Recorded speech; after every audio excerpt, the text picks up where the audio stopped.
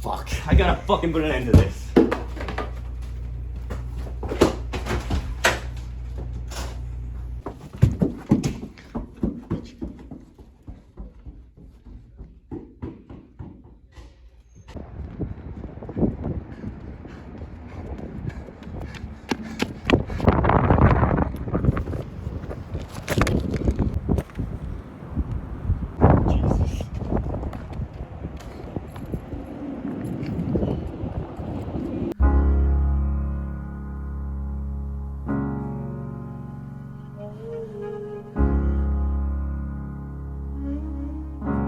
Spend all your time waiting for that second chance, for a break that would make it okay.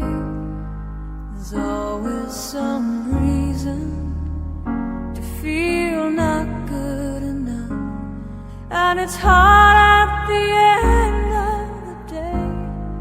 I need some distraction. Oh, beautiful release. Memories seep through my veins. Let me be empty. Oh, weightless, and maybe I'll find some peace tonight. In the arms of the angel, fly away from here, from this dark, cold hotel. Friends, fans, fellow fantasy footballers, welcome back to the Rico Suave Fantasy Football League podcast. This is week 9, season 4, year 5, and I'm your host, Dan. Tom. Commissioner John. Let's get right into things. Tommy, like always, hit me with the scores. Coming in with the scores, we got the university absolutely railing the dog piss out of the agency. Poor showing by the agency, really showed their true colors here. Losing terribly. They suck. They're terrible. They're not good. Easy win for the university in a big week. Nice. You know? Yeah, you know, I did vote for the agency on the podcast, but then privately to you, after working out a deal for Khalil Herbert, I made it clear to you that I'm no longer an agency fan, and I had your back. So, yeah, that's I'd like that's to the way I like say it. I've had his back since before the Herbert trade, so Yeah. I can put that there.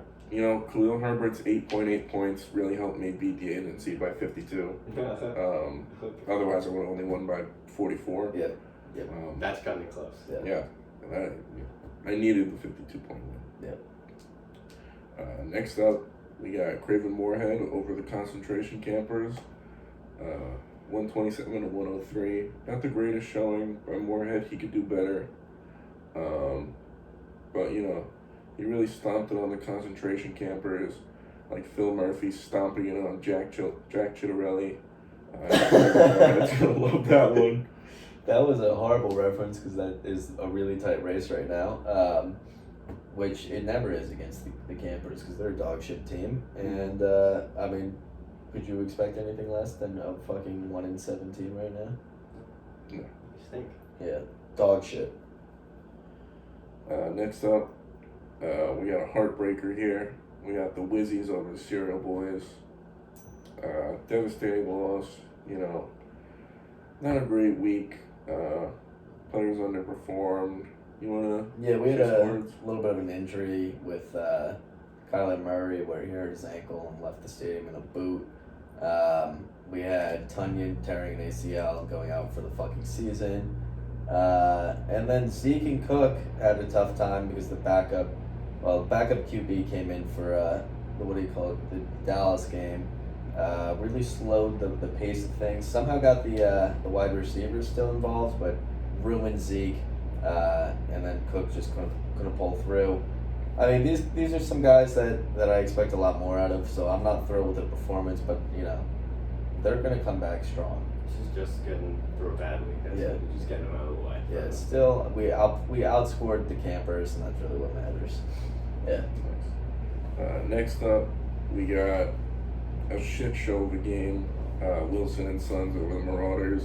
Oh, dog shit. Both teams undeserving of a win this week. Didn't do great. Nothing to talk about there. It's abysmal, really. Yeah, I don't want to hear about it. Then we have, I don't even know if we should talk about this one either. I'll talk about it. You can talk. We know what happened. The Dingleberries went up Sunday night. Adam Thielen caught that ball. A couple seconds left, putting me up over Christian, 0.8 points. I thought I win. I sent the video. I'm happy. I'm finally happy in my life. And then the stat correction the next morning. It broke me. But you know what? I've had it too good for too long. Just that night, I was happy. That's it. I shouldn't have that.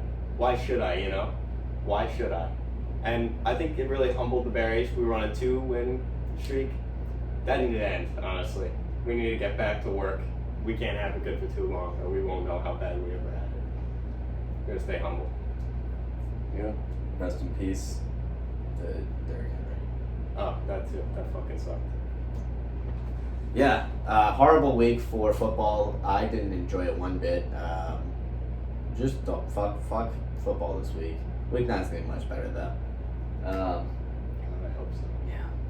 Anyway, into the shit zone. It's the same three we've seen down there. I think in the same order. We got the Campers in last place at 861. Pretty far away from second place, who was the Marauders at 919.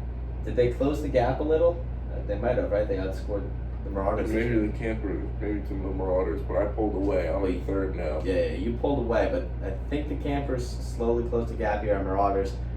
I mean, they're within a week now. If Marauders see a Campers week at 60 points, Oh, no. then the Campers can pull away.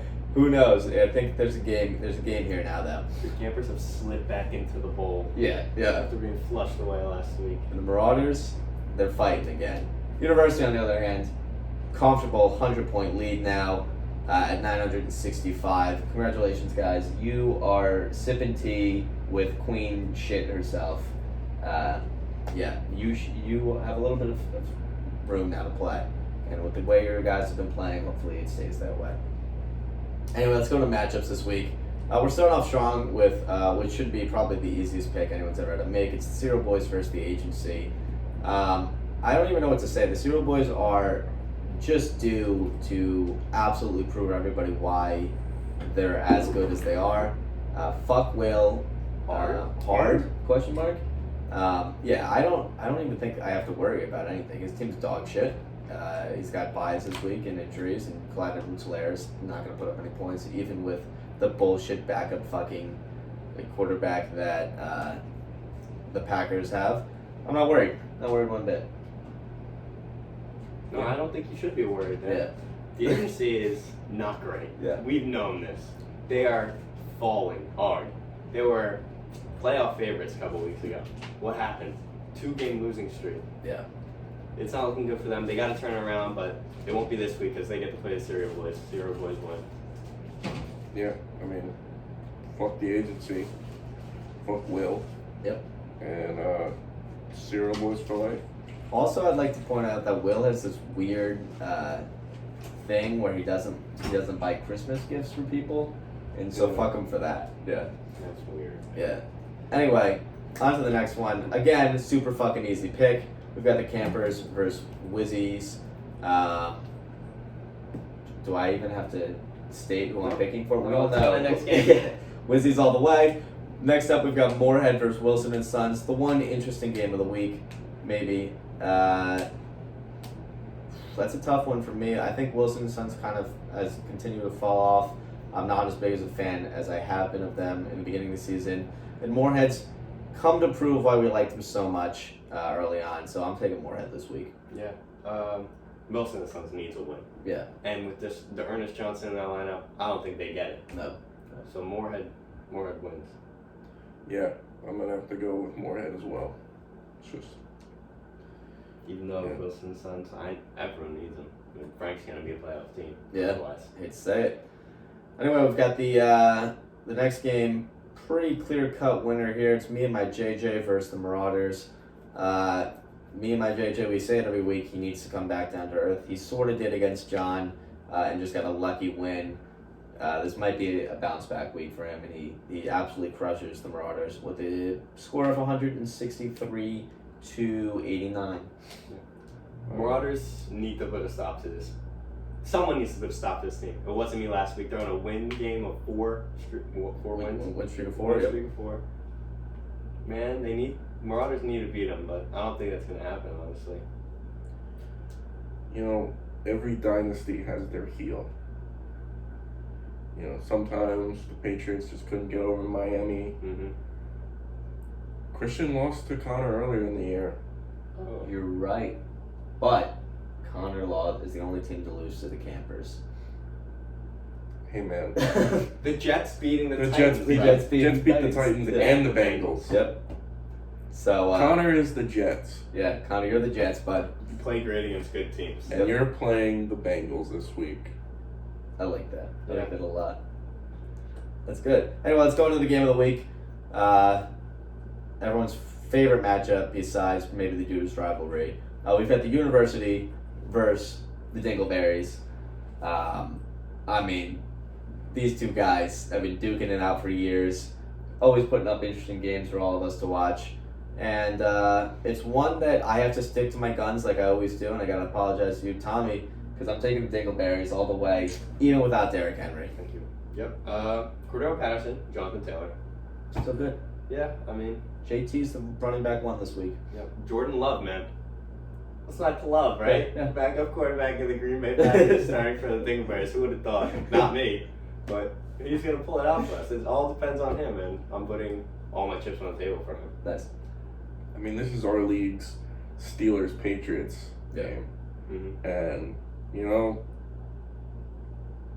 Steelers just could never get it done. That's why I'm going with the University. Sheesh. All right. All right. We had one of these matchups this year already, didn't we? Yeah, we had it 3 weeks ago, me and him playing each other. And remind me who won? Yep. Dingleberries. All That right. is with Derrick Henry, though. Yeah, And Jonathan Taylor getting high numbers. listen, dude. You Close still game. have. You lost the running back one. You ended up with a new running back one this week. Jonathan Taylor is going to pop off. And I'm not worried a little bit. You're the only team I think who could lose the best running back in the league and still have two fucking star running backs on the team. Maybe Enzo, but yeah. But I mean, unbelievable. I still got faith in my guys. Anyway, let's move on. We have the question of the week, everybody. Everyone's favorite segment. The election's going on right now, and you've got some guys on your team who like you a lot. And if you were going to run for senator, who would be your running mate? Okay. I've given this enough thought. Yep. And I will be choosing Adam Thielen. Okay. So he's a white man. So Yeah. that's already a good thing. Yeah. And I don't know where he went to college, but I assume he had a job that wasn't football because he was practice squad. He made it through there. He wasn't drafted, so he has some experience outside of football. I feel Nice. like. Yeah.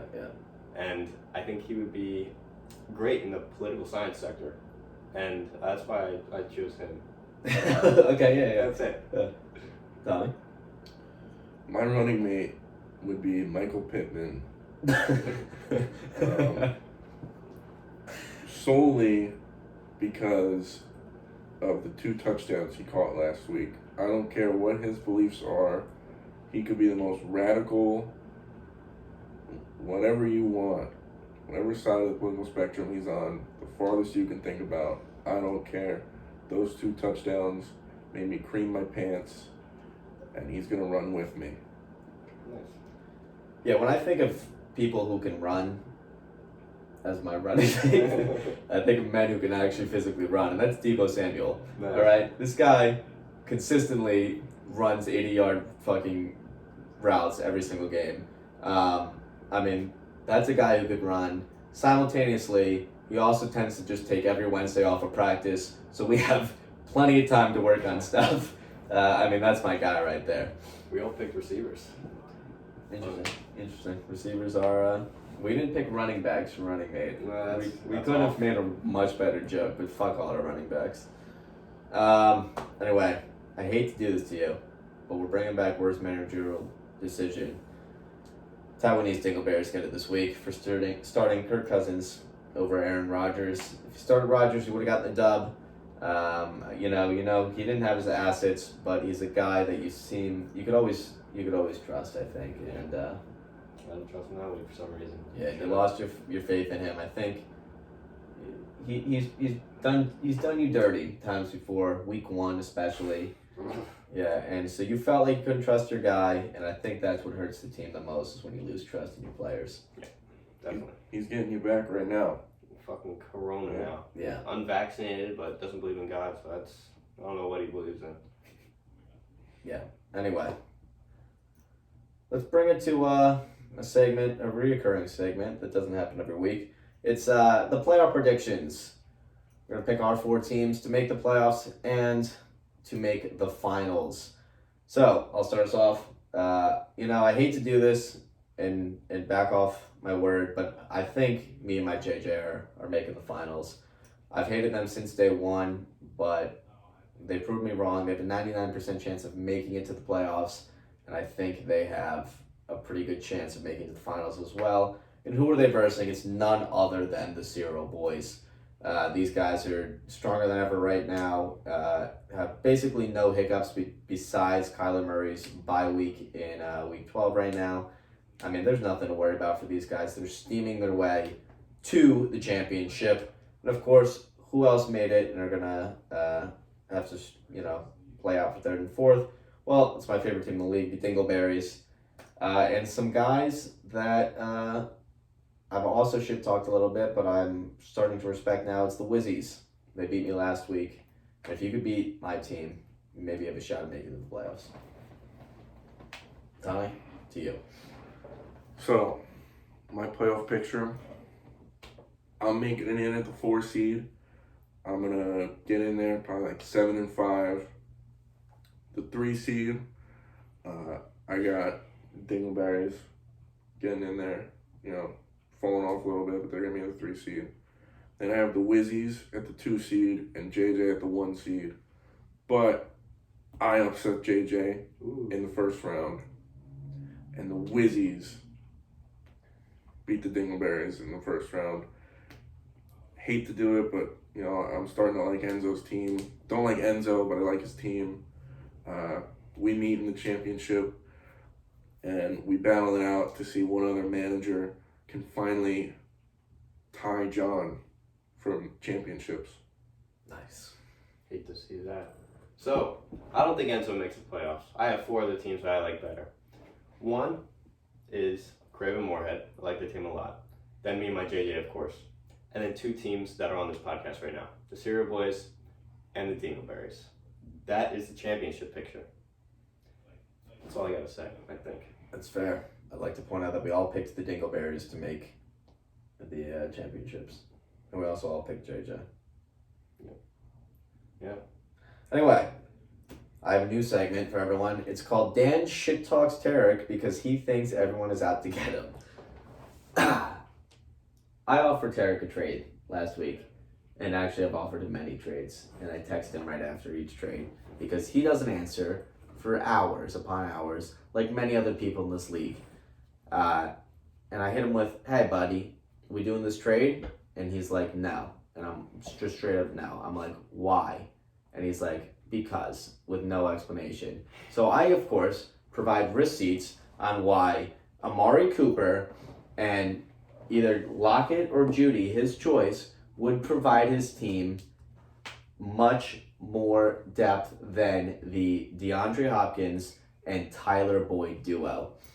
All right? And I'm like, "Listen, your team desperately needs a win right now.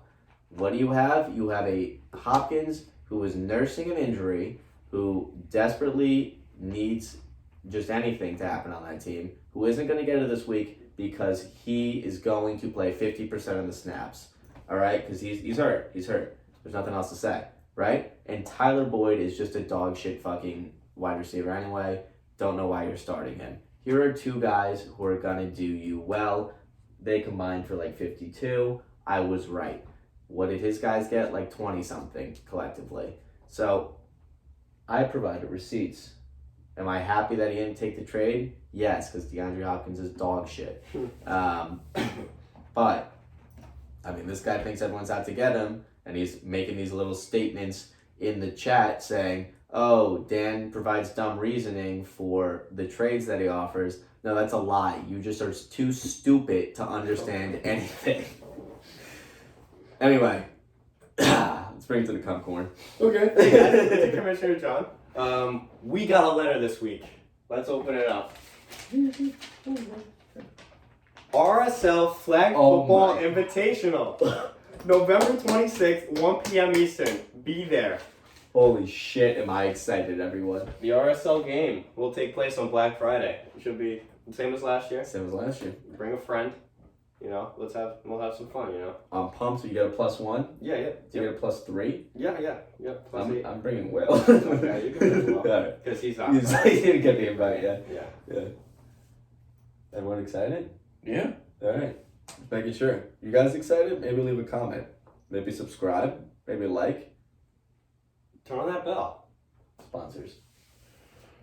This week, the RSL podcast is happy to announce that we're sponsored for Jack for NJ. We got the podcast out a little late, couldn't really help them, but we got the money, so get fucked. Make it for your $100, Jack.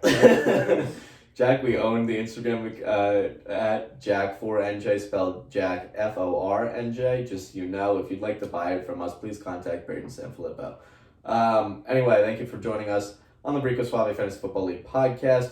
Please subscribe to the YouTube, follow the Twitter at Rico Suave League, follow our bot Twitters at Rico Suave Bot and at Boom Bust Bot. Like, comment, subscribe. Maybe make all your trades on Tuesday so it can be in the podcast. I hate Trade Thursday. Yeah, Trade Thursday. Other than that, thank you for joining us. We've been Dan, Tommy, and John. We'll see you all next week.